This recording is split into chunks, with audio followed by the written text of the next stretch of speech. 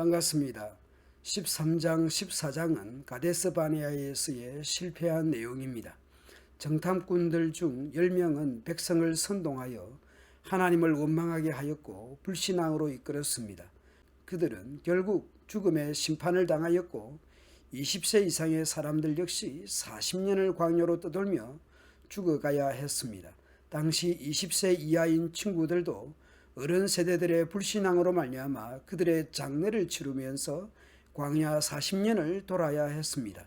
16장에서는 고라의 반역 사건이 나타납니다. 그런데 그 사이에 15장에 제사법이 등장한다는 것에서 놀라게 됩니다. 약속의 땅에 들어가서 드려야 할 제사법을 지금 말씀한다는 것은 비록 이스라엘이 실패하지만 그럼에도 불구하고 하나님의 약속의 땅에 대한 언약은 유효하다는 것을 반증한다고 할 수 있겠습니다. 하나님께서 모세에게 말씀하셨고 그것을 이스라엘 자손에게 전하라 하십니다. 이제 너희는 내가 너희에게 줄 땅, 곧 너희가 살 곳으로 들어갈 것이다. 비록 계속 실패하는 이스라엘이지만 약속의 땅에 대한 하나님의 언약은 유효하다는 것을 보여줍니다. 그러면 너희는 소떼나 양떼 가운데서 제물을 골라 주께 불살라 바치는 제사, 곧 주를 기쁘시게 하는 향기를 드리게 될 것이다. 서원제든 자원제든 여러 절기에 드리는 번제나 희생제를 드릴 것이다. 제물로 짐승을 드릴 때는 기름을 섞은 곡물과 포도주를 같이 드려야 합니다.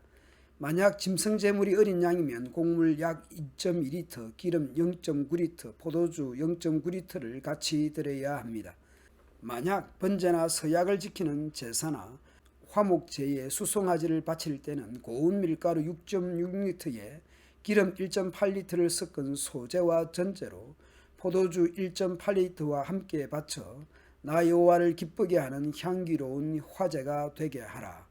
소제물이나 전제물은 송아지나 수양이나 어린 양이나 어린 염소 한 마리에 해당하는 제물이며 한 마리 이상 바칠 때에는 소제물과 전제물도 제물된 짐승의 수에 비례하여 그 양이 많아져야 합니다. 표와 같이 제물의 크기, 즉 어린 양, 순양, 수소에 따라서 곡물, 기름, 포도주 양도 늘어난다는 것을 알 수 있는데 한 마리 이상 바칠 때에는 소제물, 전제물도 그에 비례해서 늘어나야 한다는 것입니다. 너희 이스라엘 사람은 물론 너희 가운데 사는 외국인도 이 제사 규정을 지켜야 합니다. 이것은 너희 이스라엘 사람이나 외국인이 다 같이 대대로 지켜야 할 규정입니다. 하나님 앞에서는 모든 사람이 평등하므로 동일한 법과 규정이 적용되어야 합니다. 여호와께서 모세를 통하여 이스라엘 백성에게 다시 말씀하셨습니다.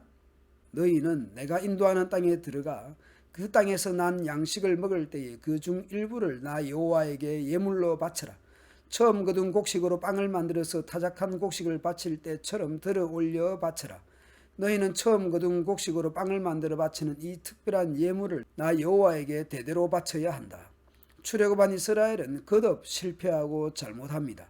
출애굽한 이후 홍해 앞에서도 마라의 쓴물에서도 굶주림에서도 만나 사건에서도 목마름, 금송아지 사건, 불평, 고기 문제, 정탐꾼 문제 등등에서 실패하는 이스라엘입니다. 그런데 하나님께서 모세를 통해 이스라엘 자손에게 말씀합니다. 너희는 내가 주어 살게 할 땅에 들어가서 여호와께 화제나 번제나 서원제나 낙헌제나 정한 절기제에 소나 양을 여호와께 향기롭게 드릴 때에 또 여호와께서 이스라엘에게 말씀합니다. 너희는 내가 인도하는 땅에 들어가거든 그 땅의 양식을 먹을 때에 여호와께 거제를 드리되 약속의 땅에 들어갈 것이 이미 전제되어 있는 것이죠. 마치 이미 들어간 것으로 가정해 놓고 제사에 대한 말씀을 하고 있습니다. 이스라엘의 거듭된 실패와 잘못에도 불구하고 약속의 땅에 대한 하나님의 언약은 유효하다는 것을 알 수 있습니다. 인간의 거듭된 실패보다 하나님의 은혜가 더 크다는 것을 보게 됩니다. 우리가 구원받을 때뿐만 아니라 이 땅에서 살아가는 날 동안 언제나 하나님의 은혜를 사모하게 됩니다. 우리 교회 1년 전 특송을 떠올리며 오늘 묵상을 마무리하려고 합니다. 은혜라는 노래입니다. 내가 누려왔던 모든 것들이, 내가 지나왔던 모든 시간이, 내가 걸어왔던 모든 순간이 당연한 것 아니라 은혜였소. 아침 해가 뜨고 저녁의 노을, 봄의 꽃향기와 가을의 열매, 변하는 계절의 모든 순간이 당연한 것이 아니라 은혜였소. 내가 이 땅에 태어나 사는 것, 어린아이 시절과 지금까지 숨을 쉬며 살며 꿈을 꾸는 삶, 당연한 것 아니라 은혜였소. 내가 하나님의 자녀로 살며 오늘 찬양하고 예배하는 삶, 복음을